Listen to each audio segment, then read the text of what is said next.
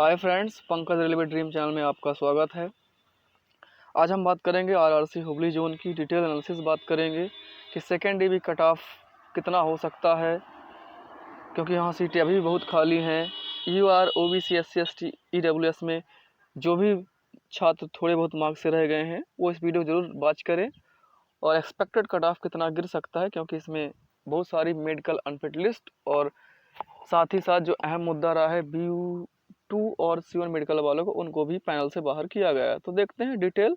पहले हम बात करेंगे पैनल पर, जो कितने का पैनल आया है और कौन कौन सी नोटिस मेडिकल अनफिट संबंधित आई हैं।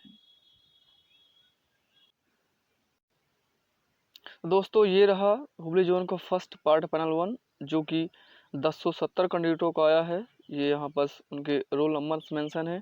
इस पर यदि हम सेकंड पैनल की बात करें तो ये सेकंड पैनल जो कि आया है, ये यहाँ साफ साफ मेंशन है कि 5152 छात्रों का ये आपका सेकंड पैनल आया है।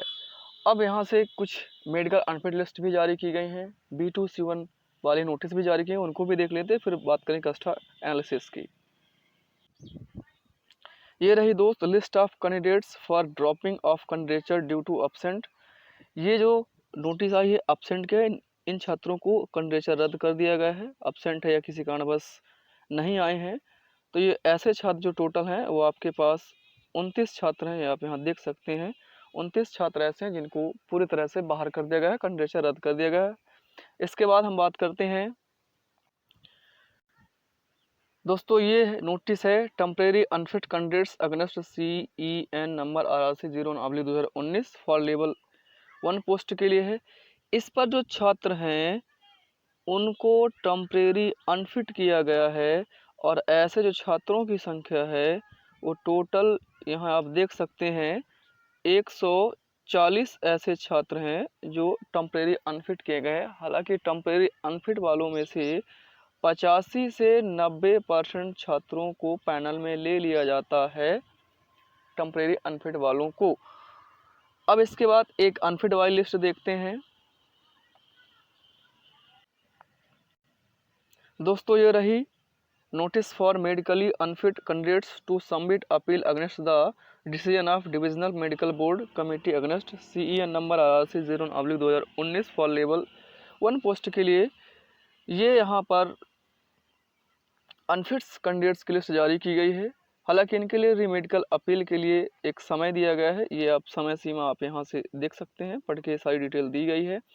अब यदि मैं अहम मुद्दे की बात करूँ तो जो भी कैंडिडेट अनफिट होते हैं या अनफिट लिस्ट जारी होती हैं और यदि वो री अपील करते हैं 1000 का ड्राफ्ट चेक बनवा करके, और साथ ही किसी भी डॉक्टर से अपना मेडिकल बनवा करके वहाँ दिखाना पड़ता है कि मेरा मेडिकल स्टैंडर्ड ये है और आपने अनफिट कर दिया है। तो यदि ऐसे केस में कोई भी यदि अपील करता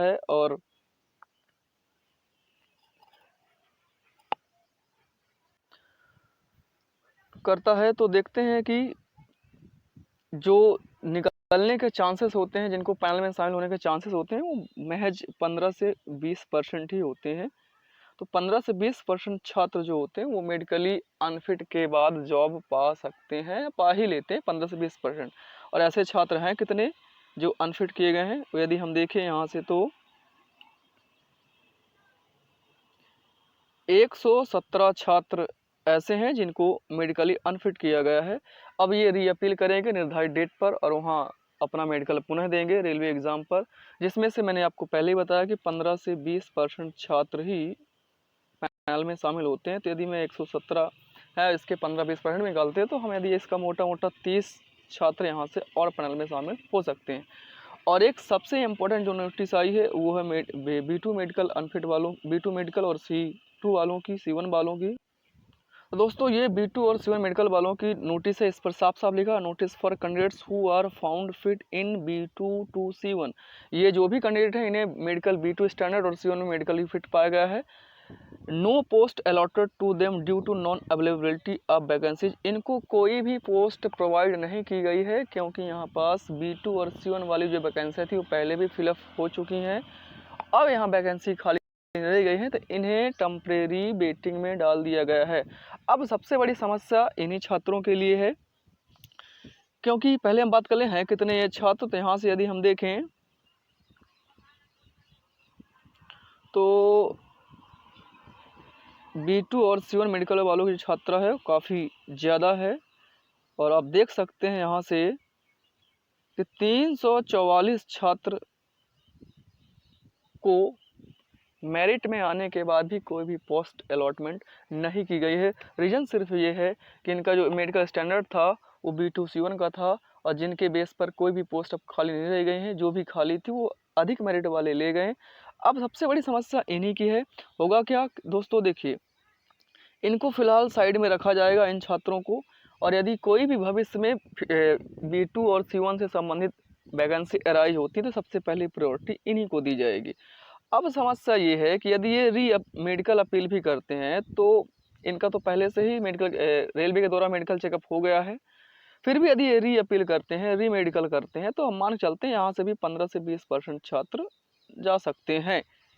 लेकिन वजह यह है कि संख्या काफ़ी ज़्यादा मात्रा में है, तो ये जो सीटें अभी ये 344 है, इनमें से हम यदि 50-60 भी ये लोग जाते हैं तब भी यहाँ भारी भरकम सीटें खाली हैं, जो सेकेंड डे के लिए फ़ायदेमंद रहेगी। अब समस्या ये है कि जो B2 C1 वाले छात्र हैं, इन्हें ना तो वैकेंसी से बाहर किया गया है और ना ही वैकेंसी इन्हें कोई पोस्ट दी जा रही है रेलवे के द्वारा। अब जब फ्यूचर में कोई भी वैकेंसी अराइज होगी तो इन्हें सबसे पहले प्राथमिकता दी जाएगी, और इसके बाद जो सेकंड डी भी आएगी उन छात्रों को प्राथमिकता दी जाएगी। तो ऐसे केस में यदि देखें तो 344 छात्रों में से यदि इनके जो चांसेस है पाने के, वो लगभग 50 से 60 कैंडिडेट ही यहाँ से पा सकते हैं। ये मैक्सिमम बता रहा हूँ, बाकी ये पोस्टें भर चुकी हैं पहले से, अब ये खाली नहीं रही हैं। रीज़न इसका ये है कि कोई भी छात्र यदि B2 और C1 मेडिकल की पोस्ट पा जाता है तो इतना जल्दी वो छोड़ता नहीं है जब तक वो किसी इससे अच्छे जॉब में नहीं हो जाता। यदि छोड़ेगा भी तो इतनी ज़्यादा मात्रा में नहीं छोड़ते छात्र, इसलिए मैं यहाँ से 50 से 60 छात्र मान के चल रहा हूँ कि यहाँ से इनका पैनल नाम शामिल हो सकता है। बाकी जो सीटें वो खाली ही रहेंगी, उन्हें सेकेंड डे में ऐड किया जाएगा। अब हम बात करते हैं डिटेल कि कितनी सीटें अभी भी यहाँ से वैकेंट हैं। तो दोस्तों देखें, यदि यहाँ तक टोटल जो सीट थी हुबली जोन में वो 7167 थी, जिसमें से जो फर्स्ट डीवी कॉल बुलाई गई थी वो 7100 की बुलाई गई थी। 67 छात्र ये PWD वाले छात्र हैं जो कि नहीं मिले होंगे, तो ये सीट वैकेंट चली जाती है, नॉर्मल छात्रों में नहीं उठती बल्कि अगली वैकेंसी में ऐड हो जाती है। 7100 का फर्स्ट डीवी कॉल आया, जिसमें से फर्स्ट पैनल 1070 का आया, सेकेंड जो आया आपका वो 5152 का आया। तो इनको यदि टोटल मिलाया तो 6222 जो सीटें वो भर चुकी है पैनल के द्वारा। यदि हम रिमेनिंग सीट की बात करें तो 7100 में हम यदि 6222 को घटाते हैं तो हमारे पास 878 सीटें अभी भी वैकेंट है हुबली जोन से। अब इन 878 में से यदि मैं बात करूं तो इसमें से ये पूरे शामिल हैं 878 में से, क्योंकि ये भी सीट ही है। तो 29 तो अब्सेंट हो चुके हैं, 140 को टेम्परेरी अनफिट कर दिया गया है, और जो अनफिट कैंडिडेट वो 117 है। मेडिकल जो स्टैंडर्ड B2 C2 वाले हैं या C1 वाले हैं उन्हें तो पेंडिंग में रखा गया है, जो कि 344 छात्र हैं। अब बात करेंगे कि आखिरकार कितनी सीटें इन सबको ऐड करने या सब्ट्रैक्ट करने के बाद बचती हुई हमारे पास बैलेंस है।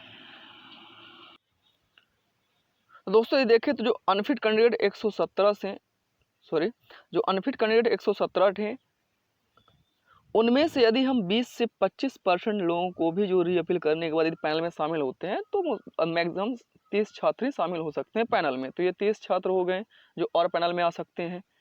इसके बाद जो टेम्परेरी अनफिट है, इनमें जो 140 थे उनमें से मैंने आपको पहले ही बताया कि 85 से 90% छात्र शामिल कर लिए जाते हैं, क्योंकि ये टेम्परेरी अनफिट होते हैं। तो यहाँ से मैं 110 छात्रों को और ले लेता हूँ कि ये पैनल में शामिल होंगे। B2 C1 मेडिकल वाले जो छात्र हैं वो 344 है, और मैंने पहले बताया कि ये भी यदि री अपील करेंगे या कोई छोड़ के जाएगा तब भी ये 15 से 20% छात्र इन पैनल में शामिल होगी। तो इनमें से जो छात्र शामिल होने हैं वो 50 हम मैक्सिमम लेके चलते हैं, तो 50 छात्र ये शामिल हो जाते हैं।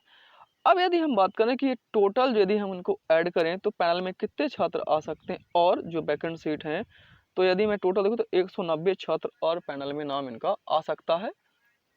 या इससे कम ही आएगा, ज़्यादा तो नहीं आ सकते।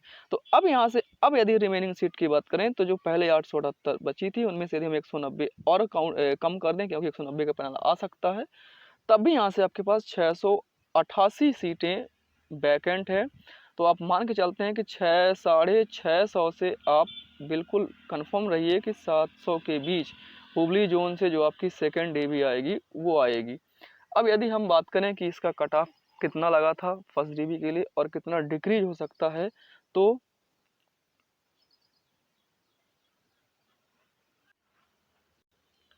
दोस्तों ये कट ऑफ लगा था हुबली जोन से फर्स्ट डीबी कॉल के लिए यूआर का 72.053, ओबीसी का 68.18, ईडब्ल्यूएस का 61.58 और एससी का 60.93, इसको आप 61 भी काउंट कर सकते हैं, और एसटी का 57.50 कट ऑफ लगा था फर्स्ट डीबी के लिए। अब यदि हम बात करें तो कितना यहाँ से डिक्रीज हो सकता है कट ऑफ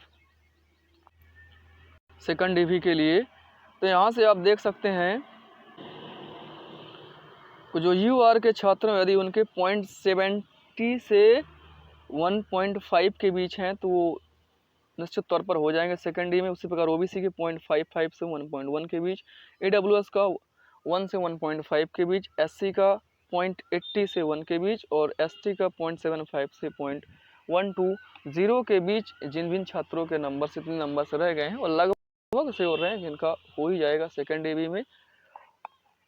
तो ये रही हुबली जोन की अपडेट। यदि आपको वीडियो पसंद आया हो तो आप वीडियो को जरूर लाइक करें और साथ ही साथ चैनल को आप सब्सक्राइब कर लें। रेलवे संबंधित सभी जानकारी आपको इस चैनल में प्रोवाइड की जाएगी। धन्यवाद।